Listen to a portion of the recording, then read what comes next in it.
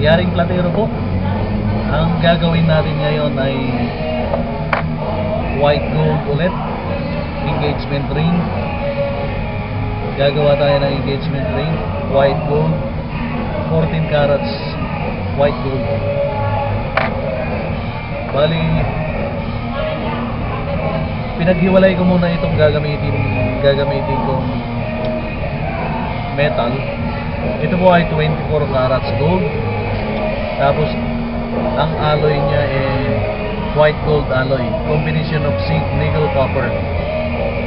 Ito po yung unang tutunawin ko para sa mounting. Ito naman yung pangalawang tutunawin ko para sa braso ng singsing. Ito pong maliliit na to, yung kulay dilaw na yan. Ito po ay 24 carats gold. 24 carats gold po yan. Yan. Tapos ito namang binog-binog na kulay puti. Ito po ang white gold alloy. Standard procedure po ang pagtutunaw dito. Bali 58.5 para maging 14 carats, it's 58.5% yellow gold, 24 carats yellow gold, tapos 41.5% white gold alloy.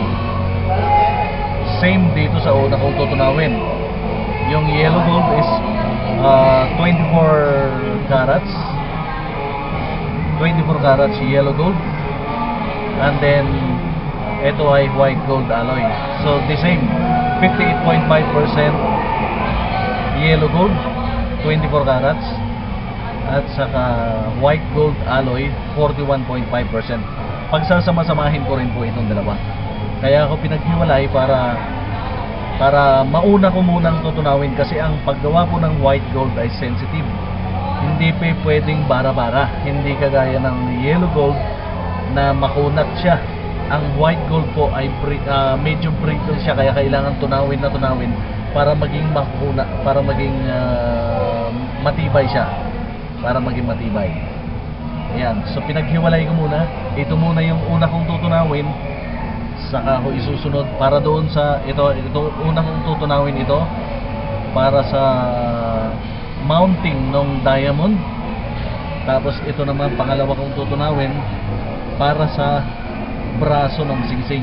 Engagement ring po ang gagawin ko. Ito po ang ilalagay kong diamond.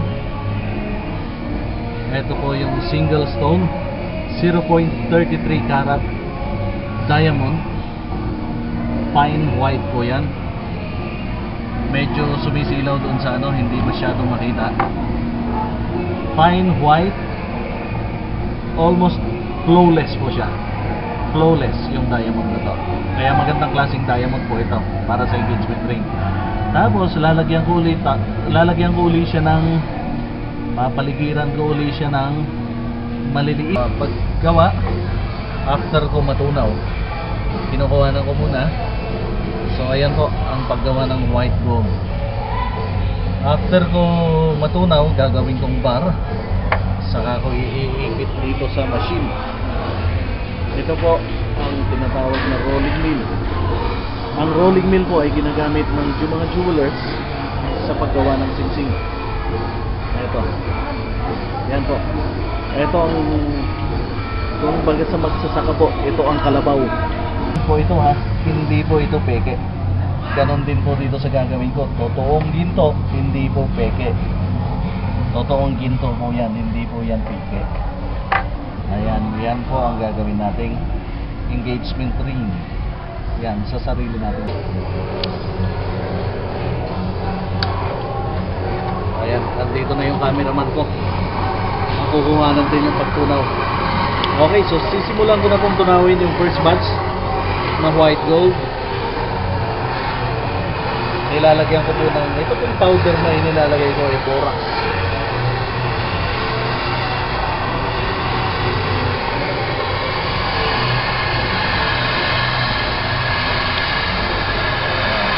Ilang minutes pa yan? 49. Ha? 49 minutes. 49 minutes. Tapos ito, lalagyan ko ng lurico.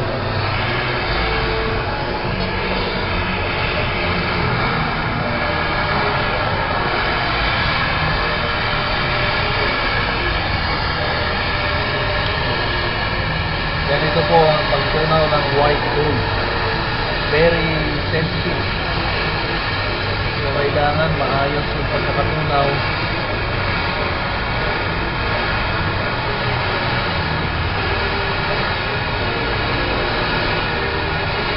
Kailangan maganda ang pagkakatunaw.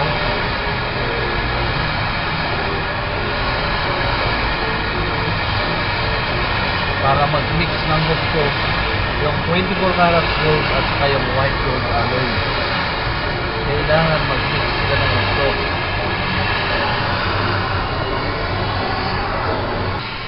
Ayan. Okay, focus mo lang gusto. Gagawin ko na siyang bar na maliit.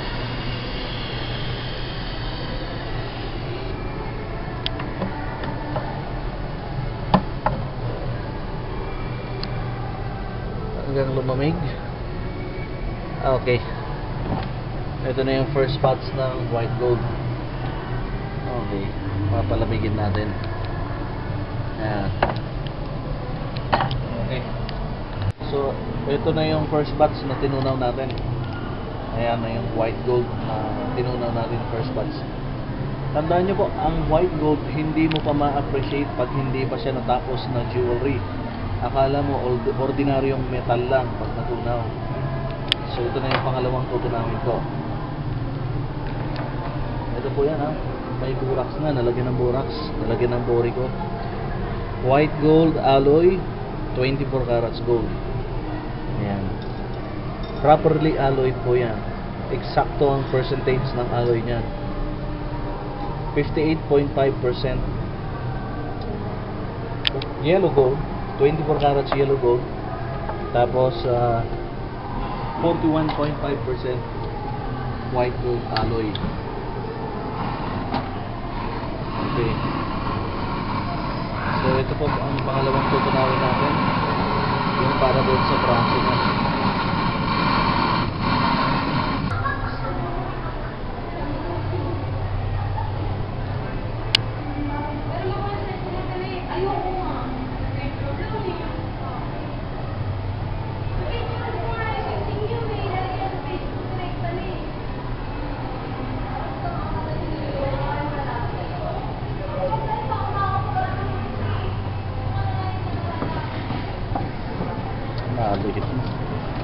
Okay na.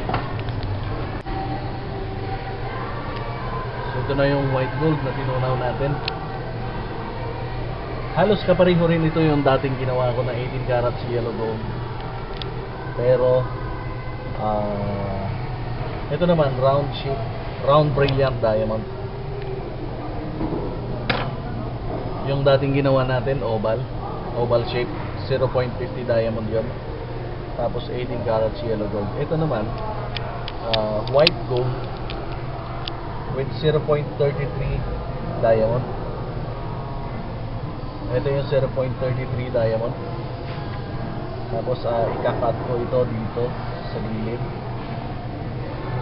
Bali magkakat ako ng ganyan. Pag natapos na yan, bukas kukuha na ko ulit. Yung pag-stone setting matagal yun. Halos kalahating araw mahigit. Kaya bukas, ipapakita ko ulit pagka buong-buo na siya para ma-appreciate na siya. Yan.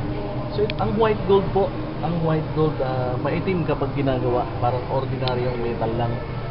Pero, kapag napalis na siya, at saka na rhodium plate, kapag tapos na siya, doon pa lang natin makikita ang pagkaputi ng ginto.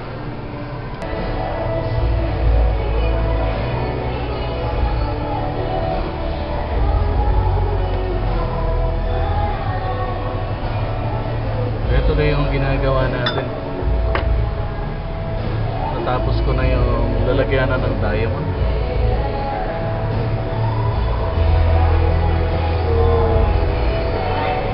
So ito yung lalagay dyan. Tapos sa gitna yung bato. Dito yung maliliit na bato dito sa gilid. Yung malaking diamond sa gitna.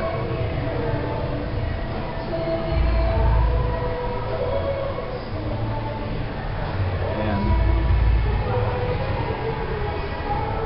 Tapos yung maliliit na diamond dito sa gilid nilalagay.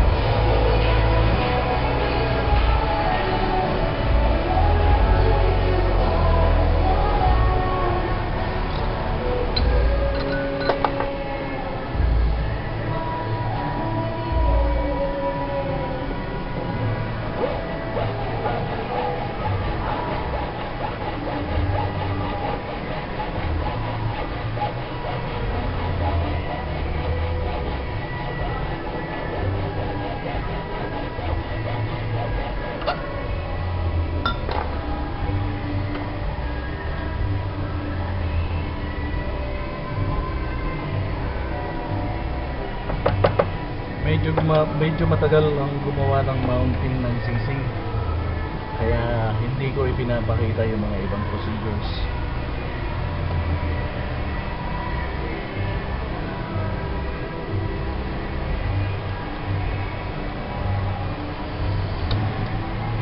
At saka isa pa, yung trade secret, yung procedure natin kung paano pulidong gumawa. Kailangan maayos ang pagkakagawa.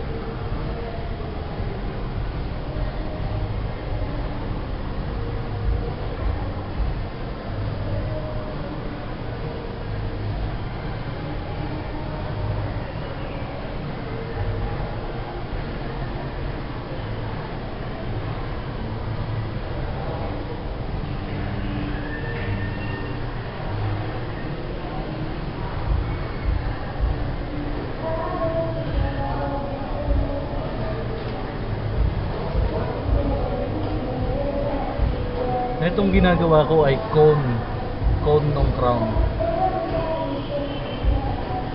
Yung kakapitan ng braso ng singsing. Ito yung crown. Ito yung cone.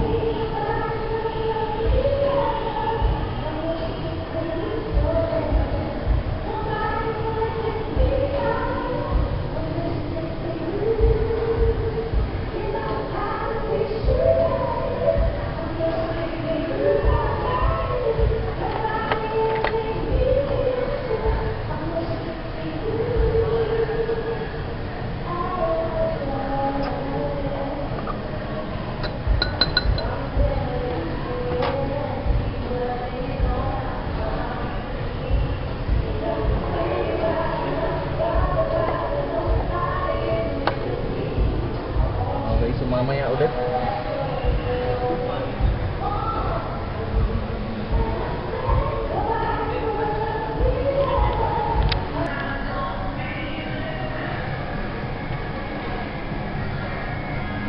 Ito na yung braso ng singsing. Natapos na. So bali ang gagawin ko, ganitong procedure yan. Ganitong style.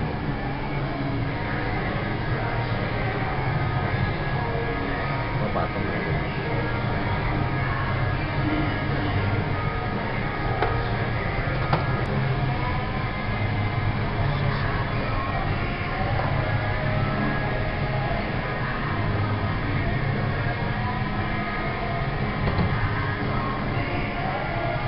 Okay. Ganyan ang itsura ng sisig pag natapos. Ayan. So, may forma na siya. May itsura na siya. So, ang gagawin ko, hihinangin ko na lang magkabila.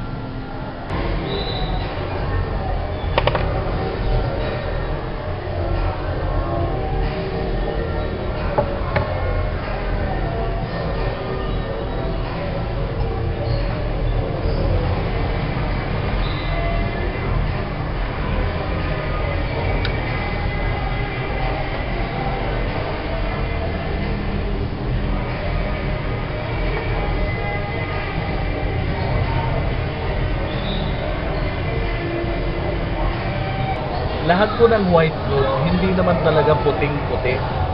Ang white gold po, kapag ginagawa ay yellowish.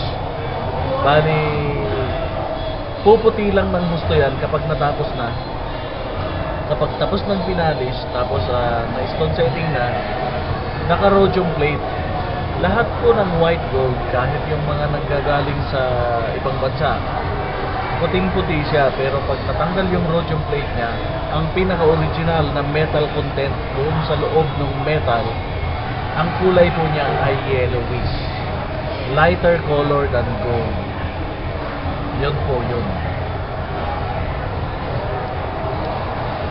Yan. Ayan. Kaya ito, medyo yellowish siya. Pero pag napalis na to, medyo puputi siya ngayon. Pag natapos na, kapag na-stone set na natin, nailagay na natin yung mga brilyante, pag pinalis na ng gusto, ipapalis ng gusto para makintab, para smooth siya. Tapos, iro-rhodium plate na siya. Pagkatapos ng rhodium plating, doon pa lang natin ma-appreciate yung talagang itsura ng white gold. Tigas na. Hirap mag-explain. Yan po. Dito kayo Ayan. Eto. Okay na. Hindi, sabi ko kahapon bukas ulit eh. Sabi ko kanina bukas ulit eh. Explain ko pa ulit. Ayan. Teka muna. Saan mo nilalagay? Okay. So ito na yung sisig. Tapos na. Ito na yung engagement ring. Ang design ng engagement ring na ito ay medyo flat. Hindi siya mataas na gagaya ng pangkaraniwang engagement ring. Ayan. May stone set ko na yung bato, tapos na siyang na-setting.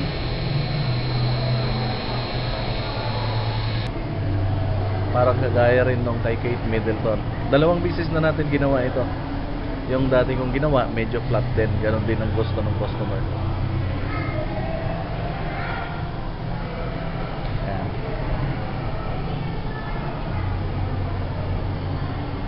Okay, so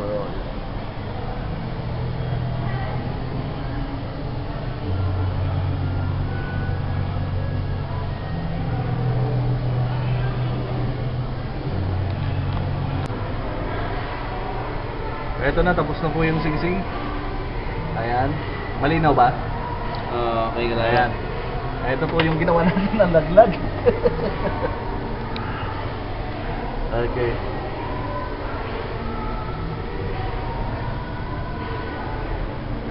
Kanina pa tayo tapos na nung tapos na. Ito po. Ayan. Ganito yung procedure ng rhodium plating. Para lalong maputing-maputi yung white gold natin. Lahat po ng white gold naka-rhodium plate. Kahit yung mga nanggagaling sa ibang bansa, naka-rhodium plate yan. Ayan. Para puting-puti. Ayan. Huwag natin masyadong nililip. Dahil pag sumobra naman, dark color naman siya, pangit. Ayan. So, ito po.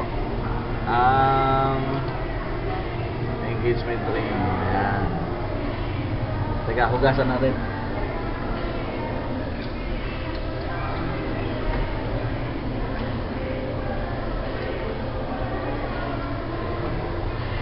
Yan ay rhodium.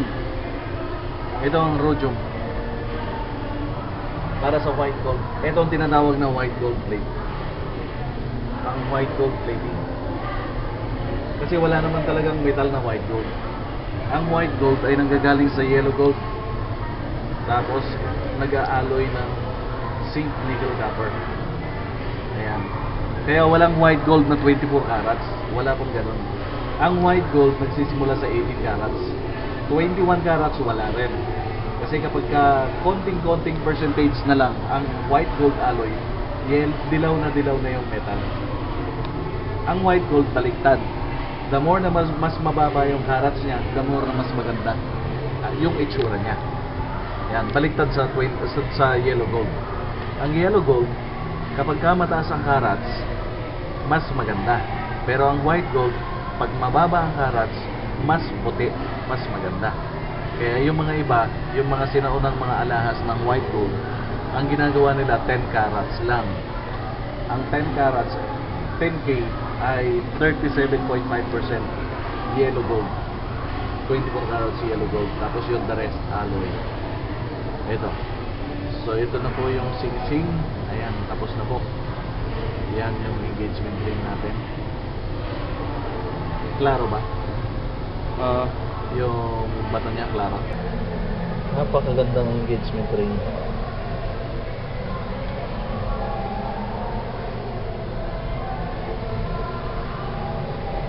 Ito po, gawa po natin. Yaring platero po. Mismong goldsmith stone setter.